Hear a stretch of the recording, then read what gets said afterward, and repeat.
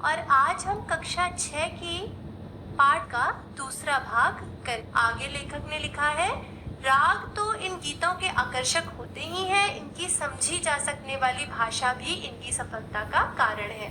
वे कहते हैं कि लोकगीत लोगों में इतने ज़्यादा प्रचलित क्यों हैं, इतने ज़्यादा पसंद क्यों किए जाते हैं, क्योंकि एक तो इनकी जो धुन या इनकी जो राग होते हैं वे बड़े ही आकर्षक होते हैं, सुनने में अच्छे लगते हैं, और दूसरा इनकी जो भाषा होती है वह जनसाधारण में बोले जाने वाली बोलियां होती हैं जो कि आराम से समझ में आती हैं। तो अर्थात क्योंकि लोग इन गीतों का अर्थ आराम से समझते हैं और इनका संगीत भी बहुत मधुर होता है, इसलिए ये गीत इतने ज़्यादा सफल हैं या इतने ज़्यादा सुने जाते हैं।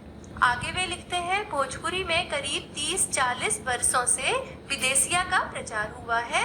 गाने वालों के अनेक समूह इन्हें गाते हुए देहात में फिरते हैं। उधर के जिलों में विशेषकर बिहार में विदेशिया से बढ़कर दूसरे गाने लोकप्रिय नहीं हैं।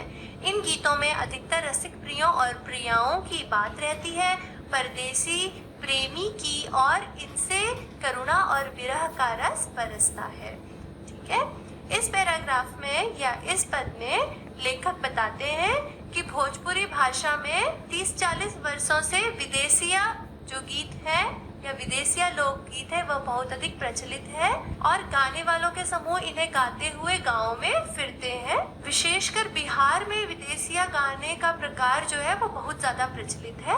इसका कारण ये है कि बिहार के लोगों को पूर्व काल में बहुत अधिक संख्या में मजदूर या श्रमिक बनाकर विदेश ले जाया जाता था और उनसे वहाँ मजदूरी कराई जाती थी, और उनके विरह में उनकी जो प्रेमिकाएं या उनकी माताएं या उनकी जो बहनें होती थी वे इन विदेशिया गीतों को गाती थी।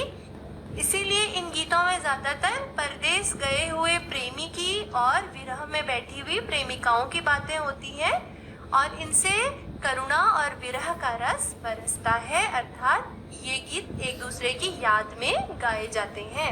आगे लेखक ने लिखा है, जंगल के जातियों आदि के भी दल गीत होते हैं जो अधिकतर बिरहा आदि में गाए जाते हैं।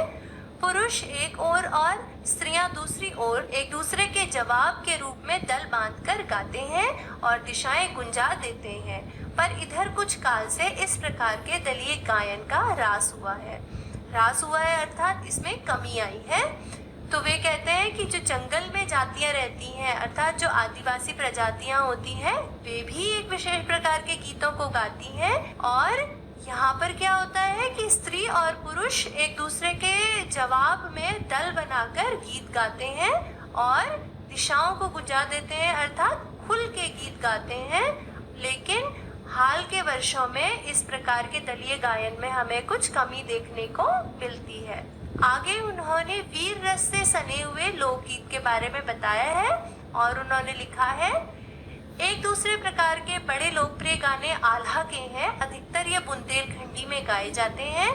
आरंभ तो इसका चंदेल राजाओं के राजकवि जगनिक से माना जाता है, जिसने आल्हा उदल की वीरता का अपने महाकाव्य में बखान किया, पर निश्चय ही उसके छंद को लेकर जनबोली में उसके विषय को दूसरे देहाती कवियों ने भी समय समय पर अपने गीतों में उतारा, और ये गीत हमारे गाँव में आज भी बहुत प्रेम से गाए जाते हैं।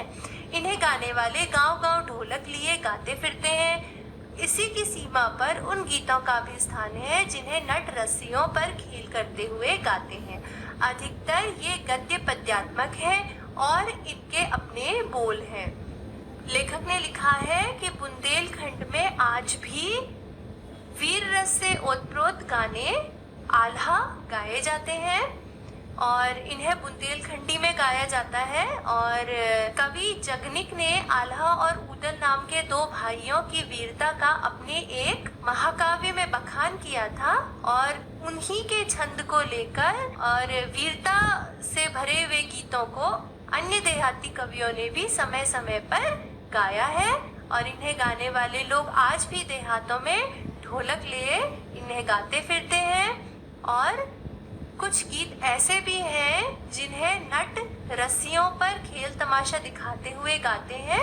ये गीत गद्य पद्यात्मक है, अर्थात इस प्रकार के गीतों में वाक्य और गाना दोनों साथ साथ होता है और इनके अपने बोल होते हैं। आगे लिखते हैं, अनंत संख्या अपने देश में स्त्रियों के गीतों की है तो ये गीत भी लोकगीत ही, पर अधिकतर इन्हें औरतें ही गाती हैं। इन्हें सिरजती भी अधिकतर वही है।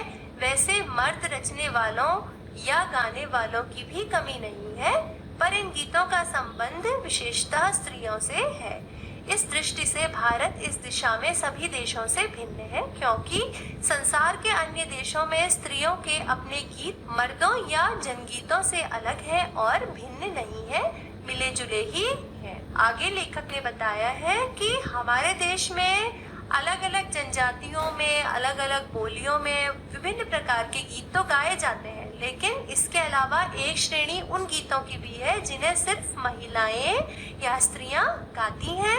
ये भी लोकगीत होते हैं, लेकिन इन्हें ज्यादातर औरतें ही गाती हैं और इन्हें सिरजती भी वही है। सिरजना अर्थात सृजन करना अर्थात बनाना। इन गीतों की रचना भी स्त्रियां ही करती हैं और इस दृष्टि से भारत अन्य देशों से अलग है, क्योंकि संसार के अन्य देशों में ऐसा कहीं देखने को ज्यादा नहीं मिलता कि स्त्रियों के गीत मर्दों के गीतों से अलग हो, अर्थात कुछ ऐसे गीत हो जिन्हें सिर्फ स्त्रियां ही गाती हैं।